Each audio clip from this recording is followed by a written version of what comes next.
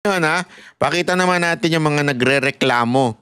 Mga reklamador wala na. Ito mga komunista talaga, mga reklamador yung mga animal na yan. Panoorin natin. Hindi pabor ang mga kongresista at House prosecutor sa mungkahing tapusin ng impeachment trial ni Vice President Sara Duterte sa loob lang ng 19 na araw. Giit nila, pwede yang itawid sa susunod na kongreso. Nasa frontline ng balitang yan si Marian Enriquez.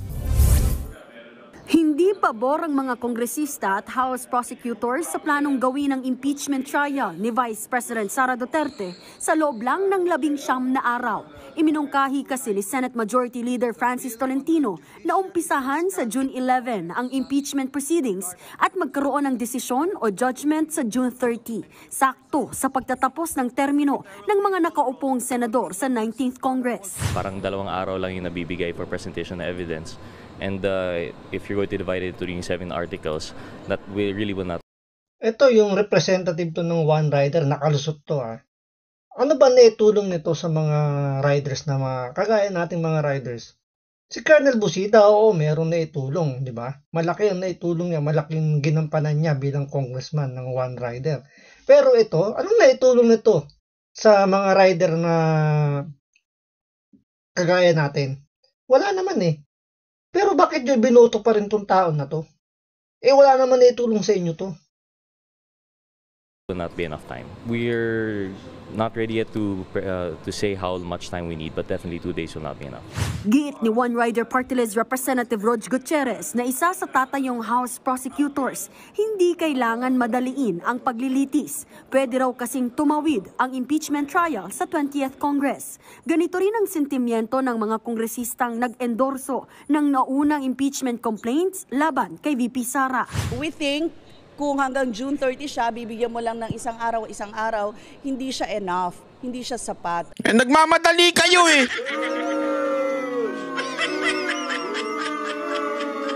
Nagmamadali kayo, tapos ngayon biglang hindi pa sapat. Bakit di nyo...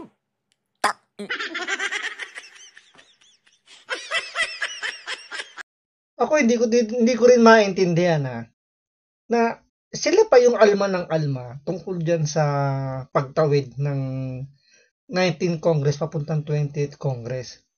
Yung mga constitutional expert expert na yun. Talagang inaaral yung batas. Sinasabi nila hindi pwede. Pero itong mga to, ano bang mga nito? Oo, mga mambabatas sila, gumagawa lang sila ng batas, pero hindi sila yung nag-aaral tungkol sa batas. Hindi nila ini-interpret yung batas na ginawa nila, basta gumagawa lang sila ng batas. Tapos sila pa yung mas marunong doon sa mga expert ng batas po natin, mga nag-aaral sa mga judge. Ngayon, kung may problema kayo doon sa Senado, yakit nyo sa Supreme Court. Kasi Supreme Court lang naman ang magsasabi kung dapat bang tumawid yung 19th Congress doon sa 20th Congress at hindi kayo, di ba? Reklamador.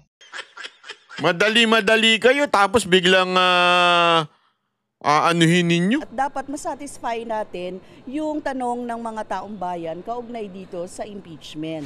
Alam natin pag minadali, kulang yung oras sa dami ng mga ebidensya na ipipresenta. Hindi ito parang si Carlos Yulo na sa kaka-gymnastics nila, mental gymnastics, kakatumbling at kakasplit, mapapalisot nila yung kanilang poon.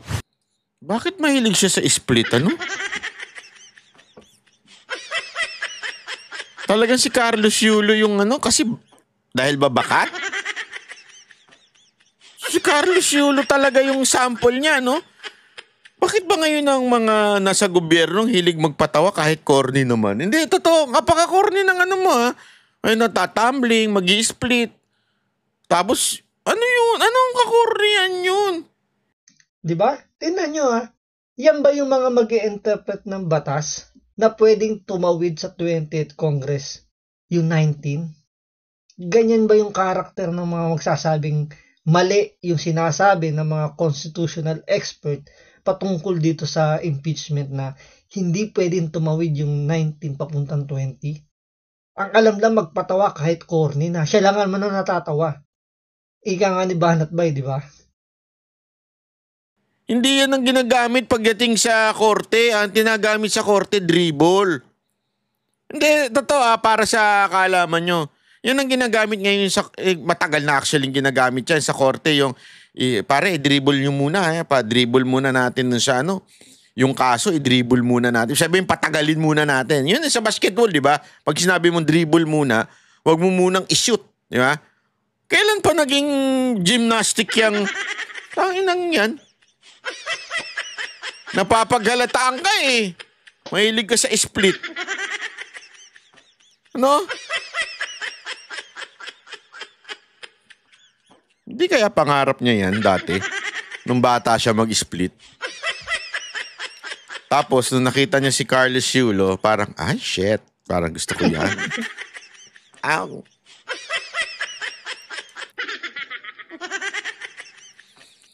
Bihira talaga, oh. Ba't ba dumadami yung mga hindi naman nanganganak? Bakit ba kayo dumadami? Hindi naman kayo nanganganak. Ano ba? Hindi naman naniniwala si National Unity Party President at Camarines Sur 2nd District Representative El Rey Villafuerte na may kinalaman sa impeachment ang hindi pagpirma ni Deputy Speaker Joke Frasco sa Manifesto of Support para kay Speaker Martin Romualdez, bagay na ikinatanggal niya sa partido. If you're speaking of unity, the first thing that Duke should have done was raise the issue among party members, party leaders. He was the one grandstanding by issuing statements in the media. And the suspect of the members is that he's bargaining, arm-twisting the speaker to retain him as deputy speaker. Naunang sinabi ni Frasco na kailangan ng leader ng Kamara na nagbubuklod, hindi raw yung nagpapalaganap ng pagkakawatak-watak. Naniniwala naman sina Senior Deputy Speaker Dong Gonzales at Deputy Speaker JJ Suarez na hindi mapapalitan si Romualdez. Sabi mga sip-sip, ano? Gago! Sip-sip! Hindi pa ba naibibigay yung sinasabi ni ano? Hindi, ako nagtatanong lang kung nabigay na ba yung sinasabi ni Tiangco sa inyo? Wala akong, hindi galing sa akin yun kay Tiangco, yung mga pumirma daw. Hindi pa ba naibibigay sa inyo? Ay sus, kaya siguro todo-todo pa rin na sip-sip natin, no? Sip-sip! 285 congressmen have signed the manifesto support. And I think that is a true sign of unity. We want true leadership that can... And we answer that true leadership. Kairita. Alam mo, Kong, nakakairita yung ano mo, yung pagiging moarte mo ang magsalita. Para kang ikaw yung teacher ko nung high school.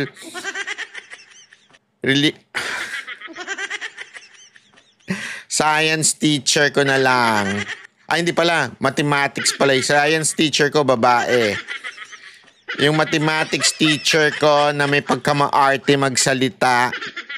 Address the issues being faced by our country. Wala po alam na hindi pagkakaintindihan ng liderato. Nagbabalita mula sa frontline. Agoy, puro kayo palusot. Ang labo kasi nito. Sa totoo lang, ang labo nung report Ang gulo. Ang pinag-uusapan dyan yung 14 days na nagre-reklamo na dapat matapos na in 14 days. Yun talaga yung news. Bigla napunta doon sa... Tama si Banat Bay, no? Medyo tiwis yung, yung balita para hindi masyadong yung pag-usapan yung jurisdiction ng 19 papuntang 20. Isiningit nila yung pagsipsip ng mga congressman dito kay Tambaluslos na sabi nga ni Banat Bay mukhang hindi pa naibibigay yung naipangako. Kaya until now sumisipsip pa para kung sakasakali nga naman na hindi mapalitan si Tambaluslos makuha nila yung ipinangako. So may 3 taon sila ngayon natatrabahuhin para maklaim nila yung naipangako sa kanila ni Tambaluslos.